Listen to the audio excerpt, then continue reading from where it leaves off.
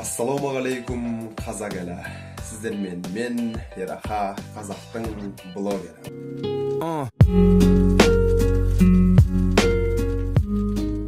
Құрметті достар, барлықтарыңызға осы видеоны қарап отырғандарыңыз үшін үлкен алғысымды білдіремін. Алла барлығыңызға разы болсын.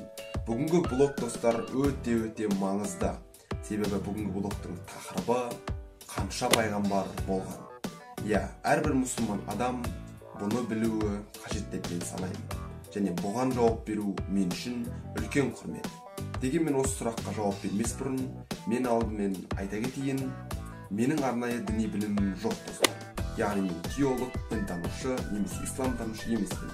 Дегенмен әлхамдулилля мұсылманмын. Құранды оқып, хадистерді оқып жүрген адам ретінде осы сұраққа жауап берейін деп шешім қабылдадым. Сонымен қанша пайғамбар болған? Жалпы ең әуелі Алла Тағала жаратқан Адам алейхиссаламнан соңғы асыл пайғамбарымыз Мұхаммед Мұстафа саллаллаху алейхи уассаламға дейінгі аралықта негізгі хадистерде 124 мың пайғамбар келген деп көрсетіледі. Алайда тағы бір риуаяттарда оның саны 224 мың. Дегенмен ислам ғалымдары басымдықты 124 мың пайғамбар келген дегенге береді.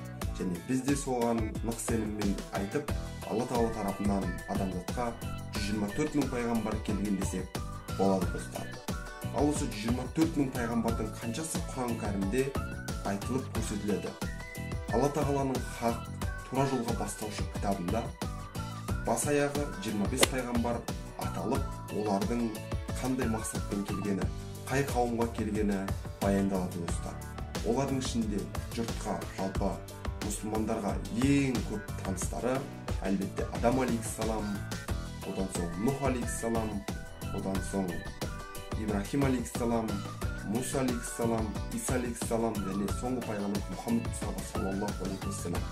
Дегенмен бұл пайғамбарлардың басқа да Салих пайғамбар, Худ пайғамбар, Лут пайғамбар, Шуайб пайғамбар, Жүсіп пайғамбар, Яқуб пайғамбар, Исхақ пайғамбар, Ыдрис пайғамбар секілді пайғамбарлар болып, олар Алла Тағаланың тура дінін өз қауымдарына жеткізуге тырысқан достар. Дегенмен мен 25 пайғамбардың атын түгелдей атап шыққан жоқпын. Олар жайлы толықтай білу үшін, жалпы діни білімдеріңізді арттыру үшін достар, осы видеоның астындағы сілтемеге өтіп, сол жерден толықтай оқи аласыздар достар. Жалпы бұл біліммен бөлісу мен үшін өте маңызды болды. Және егер сізге де ұнап, сізде бір нәрсе біліп, өзіңіздің діни біліміңізді арттыра алған болсаңыз, онда осы видеоға лайк басып, каналға тіркеле кетіңіз достар. Мен өз блогтарымда тек қана дін бағытында емес, әртүрлі бағытта блогтар түсіретін боламын. Әлбетте Алланың қалауымен достар. Осы видеоны көріп, тамашалағандарыңызға көп рахмет. Алла разы болсын. Сіздермен бірге болған мен Ераха, қазақтың блогері достар.